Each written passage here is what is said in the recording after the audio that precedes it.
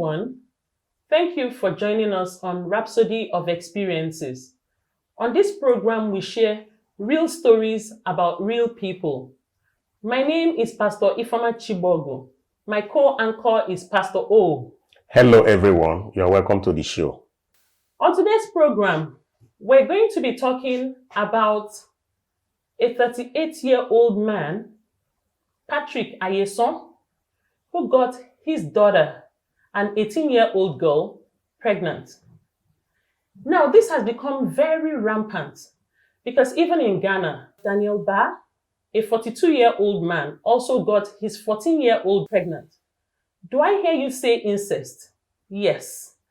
There are so many cases like this. It has become so prevalent in society.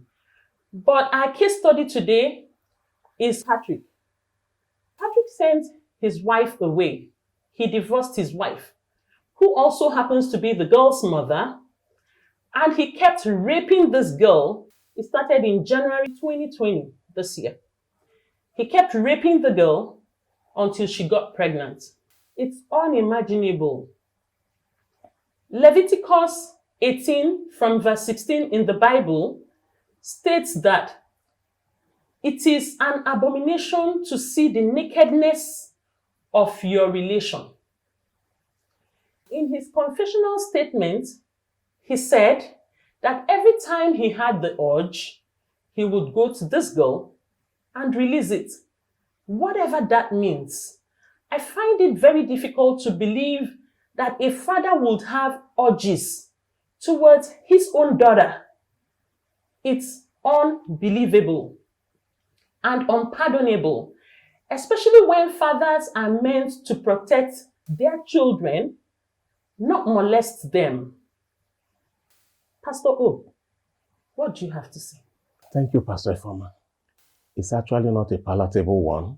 There was a story in the Bible, in the book of Mark, chapter 9, from verse 7 to about verse 27, where a certain man went to Jesus. He approached Jesus, and he wanted Jesus to have mercy on the son, that the son was possessed of a foul spirit, that the foul spirit throws the son into the fire and into the water.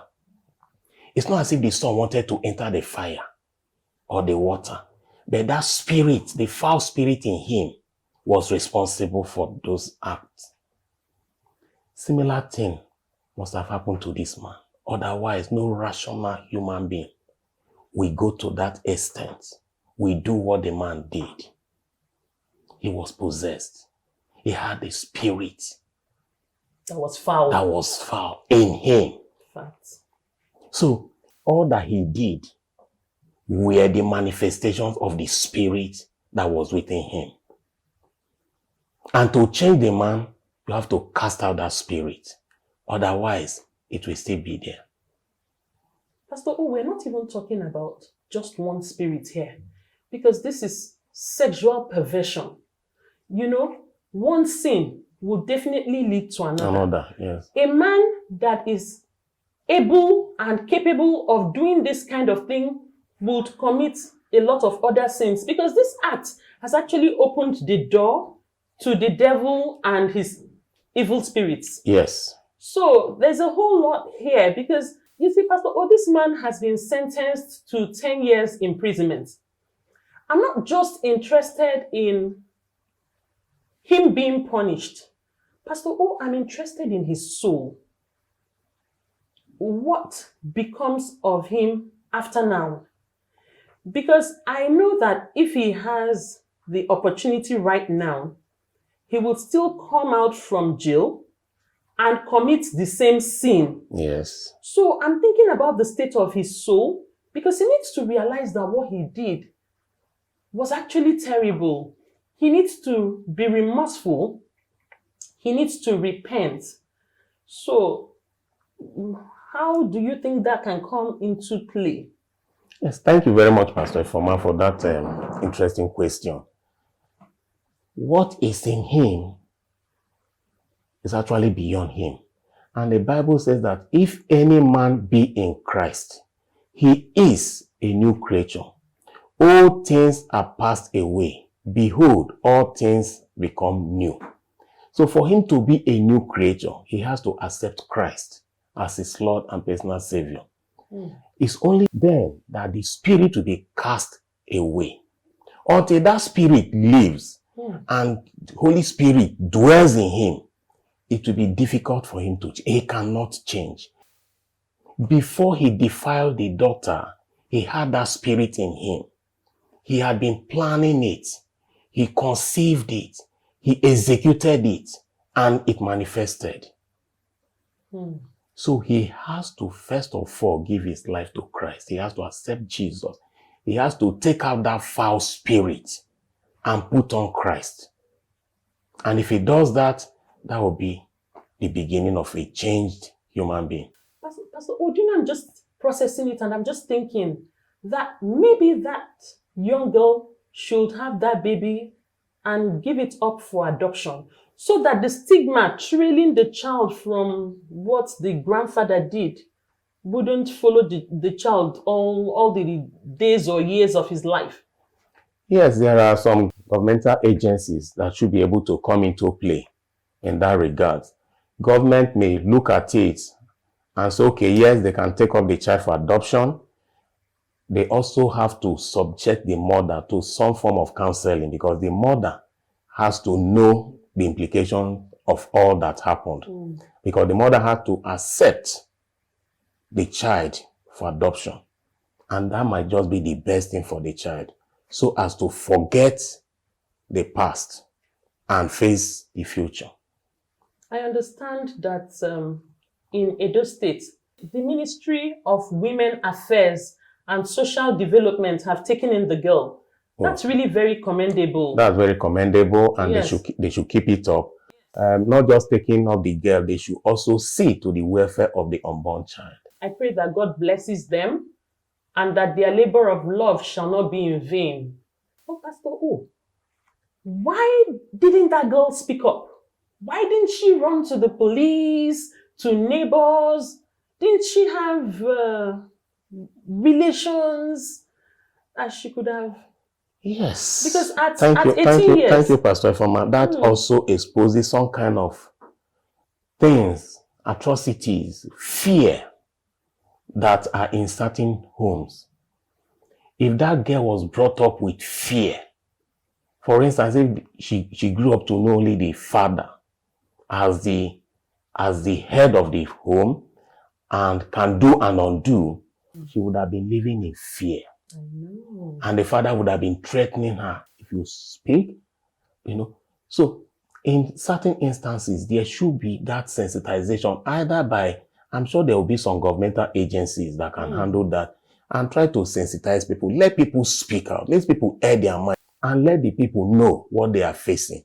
This man, there might be some friends visiting the house, relations, and let us encourage our children to speak out. Another challenge is this. There are times, and it's not impossible, that this girl, maybe one of the uncles visited or one of the aunties visited, and she opted to leave the house and go and live with the auntie or with the uncle. And the father will refuse. And the girl will not, because of fear, intimidation, might not speak beyond just the statement that he wants to follow the auntie or the uncle. And maybe the uncle and the auntie might not probe further to say, okay, why would you want to? Because that would have encouraged the girl to speak. Pastor, I was wondering, I thought maybe this was a case of insanity. I thought of the man's mental state, but I realized that was not the case, because if the man had a mental issue, he wouldn't have been sentenced. Yeah, they would have done some medical tests and checks on him. Yes, and the judgment would have been different. So that wasn't the case. It wasn't the case. As I said, there was a foul spirit in him. Yes, Pastor, apart from that foul spirit, there's something else. It starts with an unguarded thought, Pastor O. Maybe you look at your daughter and you're like, oh, she's grown to be a beautiful young woman. And then you start lusting after her. But what people don't know is that the problem doesn't start at the stage where you think an evil thought, because anybody can actually think anything evil. The problem starts when you don't squash it, when you don't kill it, and then it progresses. It now takes root and starts to develop. So I think that's the problem, because the man didn't just wake up overnight and rape the girl. And I think we should guard our thoughts diligently. It's extremely very important. Yes. So that what we think about, what we dwell on, will be things that are pure, things that make sense, things that will not put us into trouble. Self-discipline. Oh yes, and we also have to be very disciplined. I wonder the kind of environment this was. In this kind of our climb, people might see and won't talk. Some will talk and find themselves running into trouble because there might not be evidence. And you need evidence in criminal cases. So some might just see, it may just be mere suspicion. Some might see it and mere allegation. But whenever we are put on inquiry, it's important that we probe it to a conclusive end. God loves that man regardless. Yes. God loves him so much. And irrespective of anybody's sin, irrespective of the point where you are right now, irrespective of how you're living your life, we want you to know that God loves you so much. And all he is waiting for is for you to repent.